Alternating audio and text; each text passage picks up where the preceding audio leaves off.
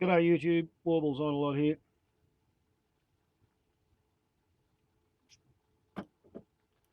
Commencing episode 8 of my partial book reading of One Crowded Hour, Tim Bowden's biography of Neil Davis, the quintessential combat cameraman.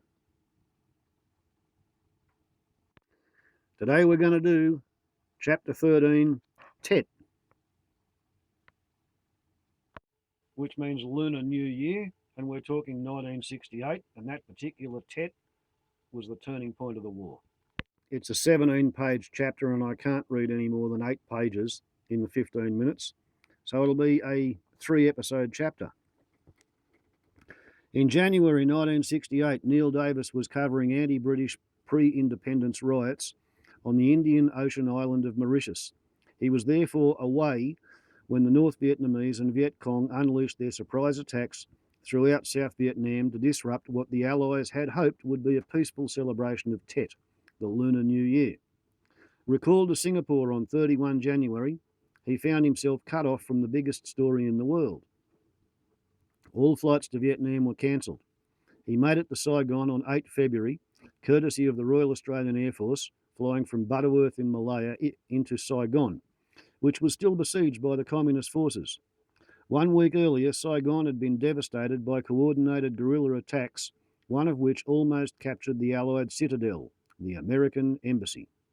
Tony Ferguson, Davis's colleague from the Australian Broadcasting Commission, recalls being peacefully asleep in the Continental Palace Hotel on the hot and humid night of Tuesday, 30th of January. He was woken by a phone call at 2 a.m. from fellow Australian correspondent Pat Burgess, who was staying at the Majestic Hotel. Burgess said, "There's something funny going on." Ferguson, a bit irritated, replied that it was a funny town and what did he expect. There was a crash from the phone as it fell on the marble floor of Burgess's room and other unexplained noises. Ferguson looked out his window, down 2 Doe Street towards the Majestic, which was closer to the Saigon River than his hotel, to see tracer bullets bouncing off its facade, coming from the direction of the South Vietnamese Naval Headquarters. He grabbed the phone again to hear Burgess, by now under his bed, shouting, "They're shooting through my fucking window." Tony Ferguson's first thought was that there had been a military coup d'etat of some kind, and it didn't seem wise to go out on the streets just then. At first light, he began to walk up to the Reuters office, which happened to be near the presidential palace. He got as far as the Roman Catholic Cathedral at the top of 2 Doe Street. The first person he saw was a big Australian military policeman standing alone in the traffic roundabout near the cathedral, holding a .45 pistol over his head and firing it aimlessly into the air. He was obviously panic-stricken. Ferguson walked up to ask what was going on, but the policeman ignored him and kept firing frantically. An American journalist came running down the road with the news that the Viet Cong were attempting to take over the American embassy. The Viet Cong assault team had failed to blow the main security door of the embassy with a satchel charge, and when Ferguson arrived, they were trapped between the compound walls and the embassy building, while American troops lobbed grenades over the wall. An American colonel had been asleep in an upstairs room in the guardhouse, just inside the gate of the compound, when the attack started. He had no weapons, and there is some now famous film footage of American soldiers trying to throw a pistol up to him. While this was happening, an armed and wounded Viet Cong guerrilla was crawling up the stairs of his house towards him. Ferguson says, "It was almost B-grade movie stuff. The colonel finally caught the pistol as the injured guerrilla dragged himself up the stairs and propped himself in the doorway, trying to raise his rifle. I understand the colonel fired and missed, then threw the pistol at the VC and actually strangled him with his bare hands." More incredible scenes followed, according to Ferguson. General Westmoreland, the commander of all American forces in Vietnam, was waiting around the corner in his limousine until the last of about 30 of the Viet Cong assault force were killed in the embassy compound. As the last one died, a siren was heard, and around the corner came Westy with his outriders. He was wearing a World War II paratrooper's outfit, below that, World War II style paratrooper's outfit, and he immediately held an impromptu press conference in the compound. It was an extraordinary occasion. There were bodies literally everywhere, fellows draped in fountains, some half blown apart. His opening remarks were something to the effect that the enemy had overreached himself. We are in pursuit, and we will annihilate him. People couldn't believe it. And amongst the bodies, sad to say, there were some very young American MPs who had been in the pillboxes at either end of the garden. So there were some very incongruous scenes. Ferguson went back to the Reuters office to file his copy and was surprised to see what appeared to be a soldier in a steel helmet and flak jacket with a pistol lying beside him on the desk, pounding away at a typewriter. I thought, good God, what's the army doing here? Then he gave me a wave, and I realised it was a New York Times correspondent I knew who had started to play John Wayne.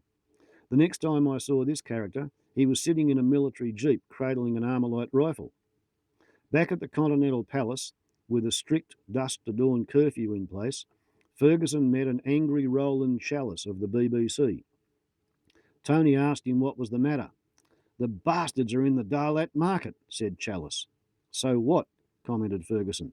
The strawberries, Tony, the strawberries. We'll never see them now. Neil Davis arrived the following evening after some difficulty getting in from Tan Son Nhut Airport through the street fighting.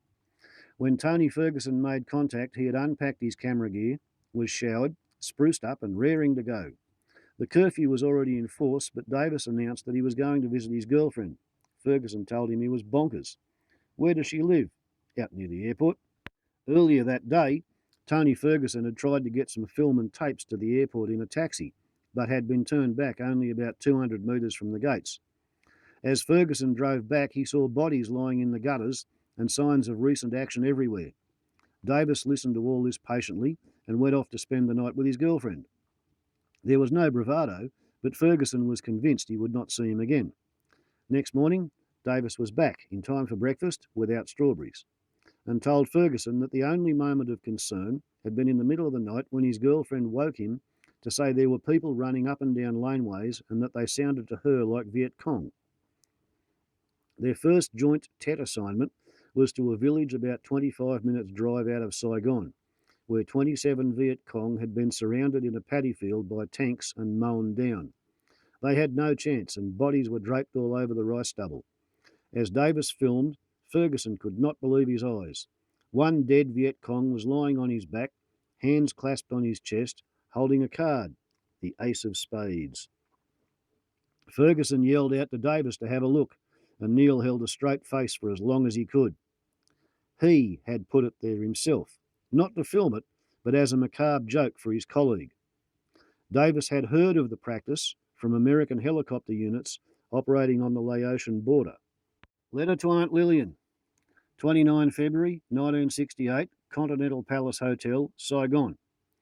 Well, the Allies are really in trouble now, and frankly I can see no real hope for victory. Not that it will be a bad thing for the Vietnamese anyway. The communist attacks were astounding in the way that they sustained their various offensives, particularly in the old imperial capital of Hue. It was my favourite city in Vietnam. Besides Hue, other cities and towns all over the countryside have been devastated, mostly by Allied bombing and shelling as the Americans and South Vietnamese recaptured the towns. Many were up to 50% destroyed. Hue was 80% destroyed or damaged. About 4,000 civilians were killed there, plus thousands of North and South Vietnamese soldiers, besides Americans. Actually, the South Vietnamese army did most of the fighting throughout the country, which I suppose is contrary to the press reports from here, where one would think only the Americans were doing anything. In Hue, for instance, they retook only 1/5 of the city, while the South Vietnamese recaptured 4/5.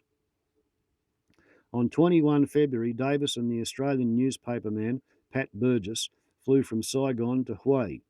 The Viet Cong, the southern-based National Liberation Front, had predictably failed to hold Saigon and had been savagely mauled in the process.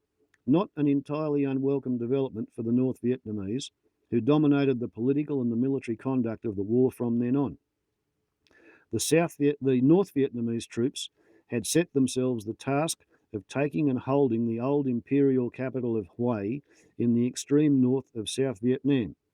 In late February, the attention of the world focused on the battle for Hue. Davis and Burgess flew into Phu Bai Airport but had problems going any further. The North Vietnamese controlled most of Hue. The South Vietnamese had quite a big military compound, and the Americans held a much smaller area. The Americans were trying to keep clear a 16-kilometre corridor from their compound to the airport, but military traffic was often ambushed. At Phu Bai, we were adopted by a damned American Marine who had arms and ammunition festooned all over him, who was going to protect us goddamn Aussies no matter what.